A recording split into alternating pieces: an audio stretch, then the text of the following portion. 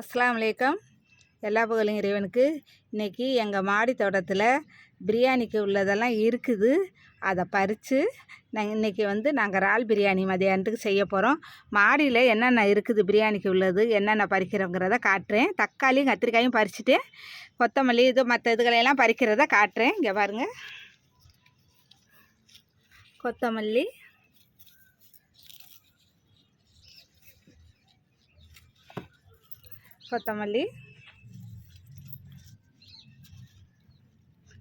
கொத்தமல்லி பறிச்சிட்டோம். போதும் பிரியாணிக்கு இப்போ உள்ளதுக்கு. இங்கே பாருங்க, புதினா பறிச்சாச்சு. இந்த குச்சியை வைமா அந்த ஊண்டி வைக்கணும். இங்கே பாருங்க, புதினா இவ்வளோ இருந்துச்சு, பறிச்சிட்டோம். கொத்தமல்லி பறிச்சிருக்கோம். இங்கே பாருங்க, கத்திரிக்காய் பறிச்சிருக்கோம். பச்சை மிளகா, தக்காளி, இவ்வளவும் பிரியாணிக்கு உள்ளது தான். எங்கள் மாடியிலே பறித்து இன்றைக்கி செய்ய போகிறோம். இங்கே வாங்க, பிரிஞ்சி இலை இன்றைக்கி படிப்போம். இவ்வளோ கடினம் இது. பிரிஞ்சி இலை 2 பறிச்சிருக்கேன். பாருங்க, ரம்ப இலை பறிச்சிருக்கேன்.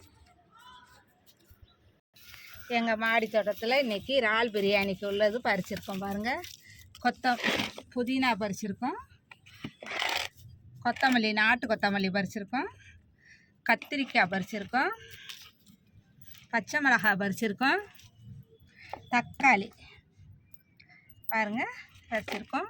பிரிஞ்சி இலை, ரம்ப இலை, இவ்வளவு பிரியாணிக்கு போட்டால் சூப்பராக இருக்கும். மத்தியானத்துக்கு பிரியாணி ஆக்குனதுக்கப்புறம் நான் உங்களுக்கு காட்டுறேன். இது அவ்வளவும் நாங்கள் பிரியாணிக்கு எங்கள் மாடியில் பறித்ததுங்க. எப்படி இருக்குன்னு பாருங்கள். பிரியாணிக்கு உள்ள ஐட்டம்லாம் இருக்குது எல்லாவோட. இதனால் ஆனியன் தான் இல்லை. ஆனியன்லாம் போட்டிருக்கோம். இந்த பாருங்க இருக்குது, ஆனால் பறிக்கிற மாதிரி இல்லை. பாருங்கள், இந்த ஐட்டம் இருக்குது, சாப்பாட்டுக்குள்ள ஐட்டம் இருக்குது. பாருங்கள் எப்படி இருந்துச்சு. இந்த மாதிரி எல்லாருமே ஒரு இந்த தொட்டியில் தான் புதினா வச்சுருந்தேன் நான். இந்த மாதிரி தொட்டி இருந்தால் அதில் வெங்காயம் போடலாம், கொத்தமல்லி போடலாம், எல்லாமே நட்டு வைக்கலாம். இந்த ரம்ப இலை இதுகெல்லாம் நர்சரியில் கிடைக்கிது. வாங்கி இந்த மாதிரி சின்ன தொட்டியில் வச்சுக்கிட்டோம்னா போதுங்க. நம்ம வீட்டுக்கு உள்ளதை வெளியில் போக வேணாம், நம்மளே பறித்து ஃப்ரெஷ்ஷாக செய்யலாம். இது எப்படி இருக்குதுன்னு சொல்லுங்கள். நான் சாப்பாடு செஞ்சுக்கிட்டு காட்டுறேன். இதை பார்த்துட்டு எப்படி இருக்குதுன்னு சொல்லுங்கள். அஸ்ஸலாமு அலைக்கும்.